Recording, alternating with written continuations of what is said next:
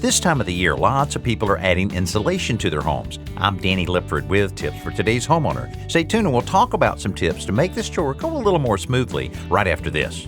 Even if you're not a professional woodworker, you want to use the glue the pros use. And 3 out of 4 pro woodworkers trust Titebond as their choice. For building wood furniture or cabinets, to making picture frames or birdhouses, or just general repairs around the house, Titebond has the widest choice of glues to help with whatever project you want to tackle. Titebond, the right glue for your next project. Just ask the pros. For more information, visit Titebond.com or see them on Facebook. Adding insulation is a very do-it-yourself friendly project that pays big dividends, so it just makes sense to take on the task yourself.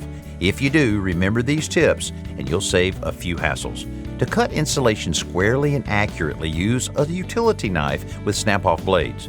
Extend the blade all the way out and lock it.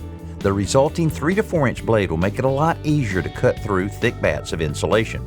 Use the straight edge of a piece of wood, lay it across the insulation, then kneel on one end of the insulation to compress it and run the blade down the edge of the wood for a nice square cut.